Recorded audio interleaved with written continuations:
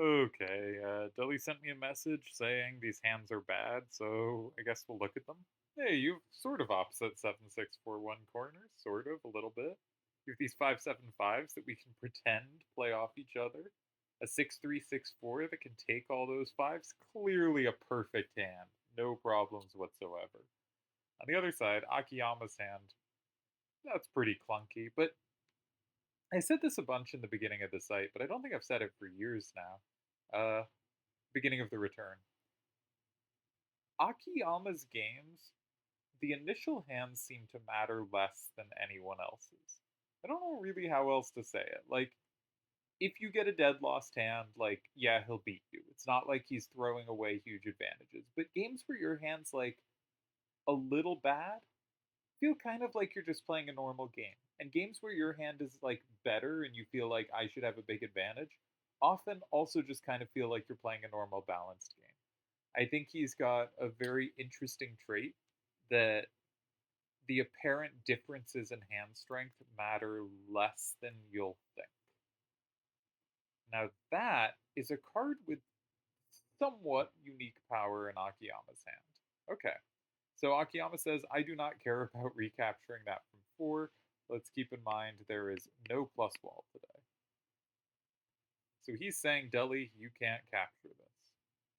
Now, Deli certainly can capture this, but we will have turned the game in this direction that maybe Deli's hand is pretty clunky, and we will have forced one of Deli's 2 usable cards out of his hand, given that, yeah, Deli does have 3 ones to the left. Some would say I should have noticed that before now. Those people would, of course, be deeply incorrect. Um, okay, so it creates real problems, but it is just openly sacrificing a corner. I would guess the intended takeback is 6355. Like, why not be safe? So I think the obvious way for Delhi to capture is 7416, 6364 just has a lot more power facing the action. Akiyama plays 6355 and 9. Delhi plays something in 4. Nothing sets up there though.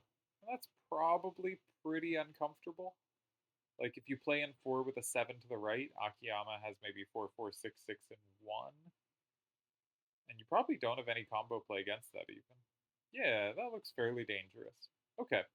So the second instinct for Delhi, besides just like I can capture this corner, and when you're thinking about kind of how to address a starter like this, um, I did some work on just messing about with the solver on kind of sat corner starters at some point. I don't remember why, but like most of the time you do just want to take it.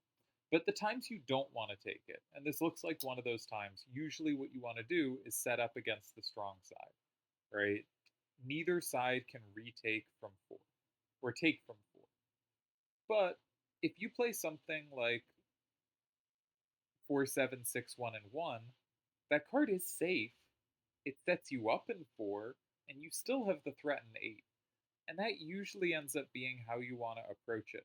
The downside of doing something like that here is, of course, the game's going to be kind of leftward, right? Akiyama probably blocks 4 at some point. Maybe not immediately, but good chance immediately. And yeah, you can set up L's, but you're going to be left with something where you have 2 cards left with very low numbers to the left, arguably 3, but at least 2 with very low numbers to the left. And it's just going to be hard to find use for them, so it's really hard to end up winning those positions, even if you're favored. Man, I've done such a good job. We are 4 minutes into this video, and I haven't complained once about my back. All right, Delhi starts there. Uh, so, yep, makes sense. Seemed the reasonable move. Just also seems like there is a case for why Akiyama would not be in trouble against this. A move that would normally spell a great deal of trouble, right? Delhi has 4, Akiyama does not. Akiyama not only does not Akiyama not have 4 on his own card, Akiyama has no captures whatsoever on Delhi's card. Right? This often spells, game over, or just huge advantage that's going to be indefensible in practice. Feels to me like in practice here, probably defensible. And my guess would even be just you still just block 4. You block 4 in a way where you're not setting them up so that if they play 8, they have a plus and 5, but they basic. I mean, I don't think you actually can set them up for that. Um, and you just say, I have left power and you don't. And so I can play towards the action, and you're going to run out of cards that have viability. I think Akiyama does actually, maybe in a lot of endgames here, miss the 6-3-6-4. Because you can really easily imagine something like Akiyama goes 4, Deli plays 2, Akiyama blocks 5, Deli plays 8. And suddenly it would be really nice for Akiyama to have a 6 up and 6 down card that can sweep Deli's 5 up and 5 down cards. But alas, he shall not have such mighty powers. So maybe that's some cost here.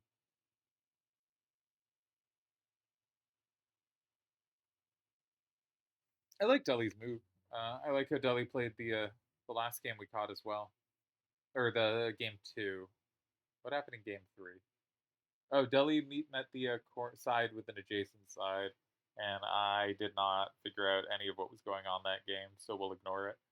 The two games I understood, though, so far at least, are this game and the first game. Um, I just said some numbers of games. There have been 3 games. This is game number 3. There have been 2 games, I suppose. Yeah, brain's gone. Words are difficult. All right. My point, though, is I think this is a favorable situation, but one that Akiyama is likely to be able to weasel his way out of. I should say, I think 2 and 8 are terrible moves, but the kind of moves where the solver says there are ties in 2 and 8 more than I think there should be, which is very annoying because, well, moves there certainly if there's like no capture on the card or something like that, or you control the captures, should be able to make sense, as seen in recent Pride Wars finals game. In this position, no thank you. There is a chance we see 3, 6, or 9. I assume there's nothing in 5, but I haven't actually looked, but it seems unlikely. On the other hand, who knows? Maybe Akiyama is the person to be like, yes, I got him. I'm going to play 4, 4, 6, 6, and 5. Doesn't set up 2, but it does set up 4. Deli blocks 4. Aha, got him. Now I have a move in wherever. Right? He does do that rather a bit. So we can't rule such frivolities out, but it seems unlikely. If you're going to play in 3, 6, or 9, you probably don't want to block 9. 9 is very useful to have as a response to 8, so I think that one's out, just on a conceptual level. And you'd be more likely to play in 3 or 6, with 3 probably being the most logical, even if it doesn't create threats against the card in 2. One reason for that, this is kind of vague and not all that related to combo, but I talk about sometimes in the structural non-combo imagine you can take whenever the possibility shows itself game. If, say, you go 3 and they go 2, the structurally correct move is 6, not 4. You can figure out how this works if you want with any deck of cards. But if you go 3, you can meet 2 and 6, and you can meet 4 and 8. And if you have good sweepers left over, which is hard to have, that's possible. But yeah, none of this looked appealing. I think going in 4 makes a lot of sense. This is where I started and where I was intending to finish. Is all of this seems rather abstract and bad. Well, this seems rather concrete and poor, probably not poor enough to lose, right? You have a lot of left power. Deli has right power, but no left power himself. Really easy for him to run out of power. And while 6-3-5-5 is not the sweeper that 6-3-6-4 maybe could have been, uh, there is like clearly the reason he kept 6-3-5-5 was so that if 7-4-1-6 captured an 8, he'd have to recapture a 9. I'm not saying it was wrong for him to use that card and keep this one, but there is quite a decent chance it can sweep the 5-7-5-1s if there's like 5 sticking out in various places. So, not in too much terror. Now, I've calculated nothing because today my brain is not going to be calculating, but I figured we can do some things on general principles. And my general principle is it's really hard for Deli to figure out. He's on second turn, so he only has to use one of the 5/7/5s, but it's hard to find uses for them. And that may well draw him to playing a 5/7/5 in 2, right? Which is not a card he has the recapture on, but it is a way that he can say this has use. And the only way to capture it is with 6/3/5/5. So if Deli plays 5/7/5/1 and 2, he has 5/7/5/3 threatening counterplay against a response in 5. So maybe 5/7/5/1 and 2 is the way. I could see that. I notice Akiyama probably doesn't have good play in 6. I think Deli should just be able to block 5 against any move in 6. So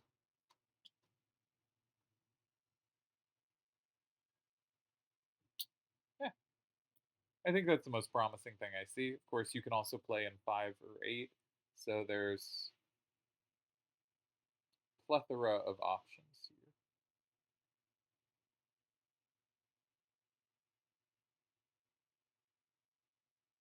But I'm feeling more optimistic for Deli than I was. I think 2 might be the right way to do this. Like, if we think on kind of general terms, if you go 2 and they go 3, you could almost certainly play something in 5, and they're not going to have combo play against 7/4/1/6, I don't think. Um, maybe they will. Maybe they play like 4/5/3/7 and 3 and create counterplay. But even then, if they have the combo in 6, you have a combo in 8 with 5/7/5/3, so they need to follow that combo with another combo in 9, and they just don't have that. Or a setup in 9 that sets it up the other way, but I'm skeptical. So like 3 to me doesn't make much sense because Deli is good play in 5. 6 tries to pair 3 and 5, but you don't actually have any play in 3, so I think Deli can just block 5 and be happy. 5 you can't really take because you get comboed, and if you don't take, I mean, Deli suddenly has pretty good cards for that endgame. I'm not sure it's enough, but there's a decent chance it is. And then, because 6/3/6/4 is really hard for Akiyama to deal with in a lot of lines. And if you go 8, I think Deli can go 5, and it locks in 2 and 4. Maybe Akiyama's saving grace is something like 4/5/3/7 and 6 there, where one of the other cards can recapture. Yeah, we do see 5/7/5/1 and 2. I think this is very logical. I think this is the right approach. Yeah, I guess I could see. No, 8 doesn't do it. Akiyama has been known. I did play a game against him back in the day where we had cards, I believe, in these exact same squares. Definitely same structure, but I believe the exact same squares. And I was very optimistic about my position. And he played a tie in 9. I believe it was the only tie. There might have been one other obscure tie, but if so, it may have also been in 9. But he played this move in 9, and I just hadn't remotely considered it. Yeah, it was a great move. I would not have found it, and it held the game. I would also am reminded of, while we're here being reminded of things, of a game between Delial and Akiyama in TTAC. Notably, Delial won the match and won the tournament, but also, to Akiyama's credit, he did win the open section of that match. But there was a game where Akiyama had real pressure, and I thought, and it was an L, and I thought Deli's ties were this move in 5. And afterwards, Deli thought I was an idiot because 5 did not tie, and I was being an idiot. But 3 did tie, which was the equivalent of 9. This was not the exact same setup. And Deli ends up finding it, and it was a really nice hold. And I really don't. Another recent example of a move like this, or much more recent than those two, is the first game at the Triad Wars finals, where there was a potentially winning move by Turds in the far corner in an L setup that Seto saw, but I don't think anyone else did. And yeah, I don't really have a good feel for why you look for those, or like What about the position draws you to look for that? Is it process of elimination? So when I see them, I sort of try to ask questions of like, what could I look for here that might have drawn me towards this, and what did they look for? You do often find when people explain it that it was process of elimination, it was going through other options. But I think that's not the most compelling explanation um, for players like Akiyama and Seto, who have played such moves with great rapidity, right? And maybe they did just run through all the other moves in like 12 seconds, but I remain somewhat unconvinced of that as an explanation. I think they have a feel for what those moves can accomplish. I should ask Deli about it sometime. Like, what draws you to those moves? What are you looking for in them? Because it's not like an obvious setup square. It's a square that says I'm not going to interact with the immediate board, and maybe when you interact, maybe neither of us can interact well, is what the player's noticing. But there are so many ways to interact with it after a move in nine. Sorry, I'm so distracted by like a move type that very likely isn't going to happen here. It's just I sort of ran through the others and without calculating, anything, just sort of went that looks bad, that looks bad, that looks bad. Oh, let's think about moves in nine, and just as a thing I feel curious about. I don't think nine makes any sense here. Like I'm not predicting a move in nine. I'm not considering moves in nine. I'm just wondering what would it take to consider moves in nine as a more viable option that I could more readily find in my own games because I am, you know, not a player very capable of finding those moves.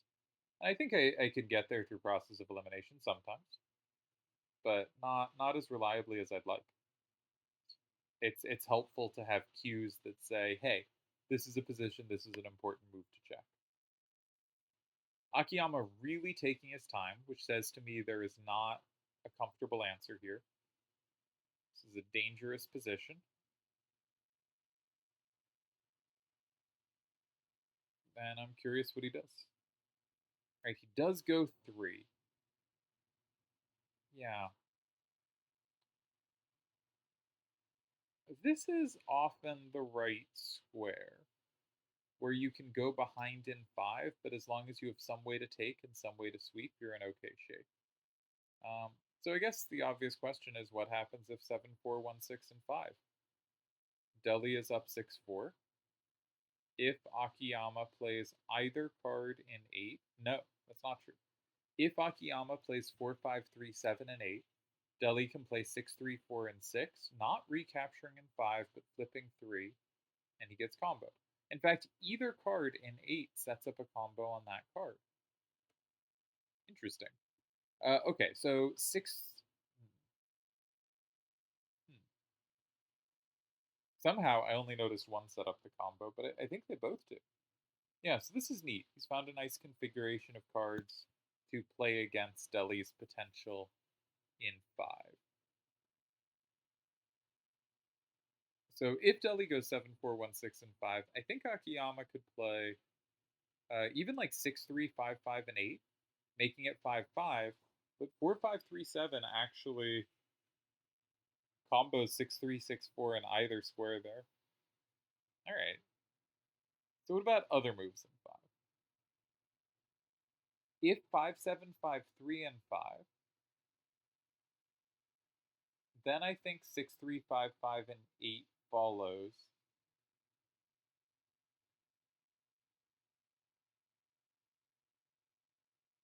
Yeah. And 4, 5, 3, 7 is weirdly an up down sweeper. Oh, this is a nice solve from Akiyama, if it works. Now, Deli could play 6.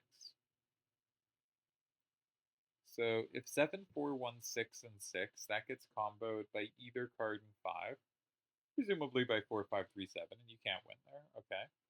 If 6, 3, 6, 4, and 6, then Akiyama has a different combo in 5. Fair enough, with 4, 5, 3, 7. All right, what about 8? Can we make 8 work? If 7, 4, 1, 6, and 8,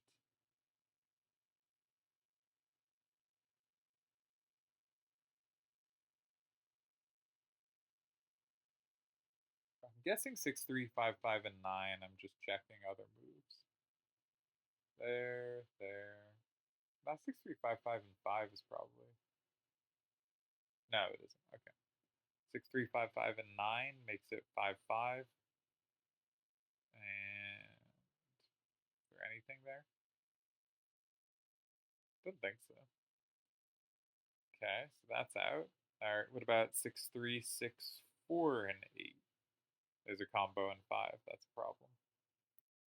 Huh. I think he's done it. I think he's found a nice defense. I haven't checked 6, 3, 6, 4, and 5, but I don't see why that would be useful. I haven't checked 9. 7, 4, 1, 6, and 9 is safe.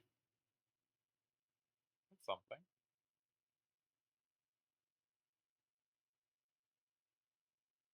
If 6, 3, 5, 5, and 5, then 6, 3, 6, 4, and 6 wins. If 4, 5, 3, 7, and 5, then whatever and 8 wins. If 4, 5, 3, 7 in 6, then you got 5, 7, 5, 3, and 5.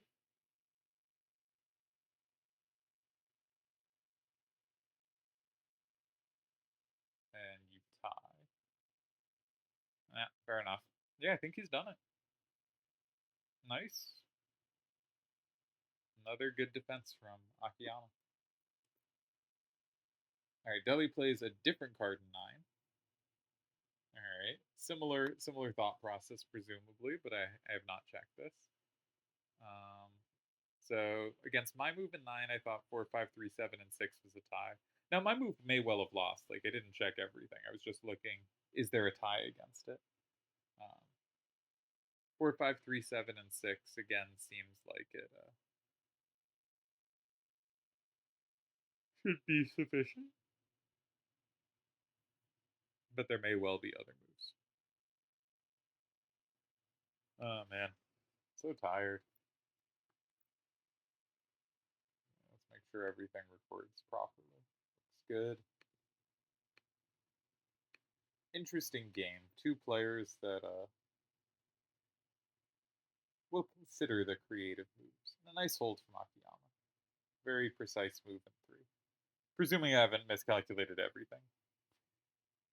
But it's pretty unlikely at this point.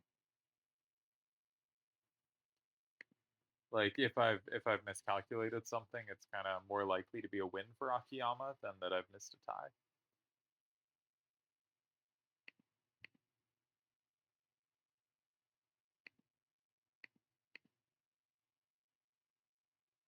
But I don't know why Deli would have lost this position, so that seems very unlikely as well. I cannot calculate at all, or I'm very slow and struggling, but I would be very surprised if this wasn't a tie. So perhaps in a moment I will be very surprised. We shall see.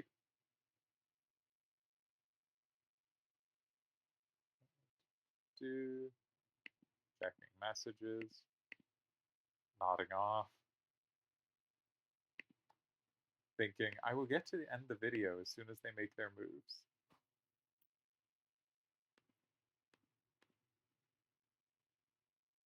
Alright, he's picked up 4, 5, 3, 7. I will hazard a guess as that card will land in 6. It does. Note that 6, 3, 6, 4, and 8 loses.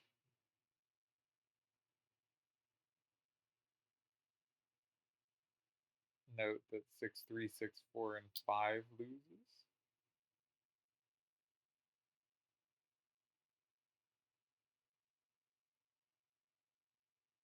That seems it. Ugh.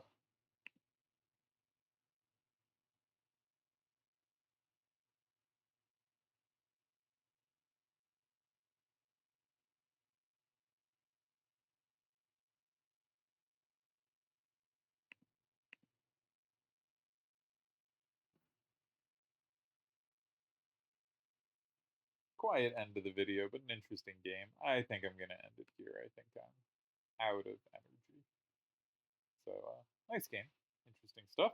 Hopefully, you analyzed it in more thoughtful detail than I did.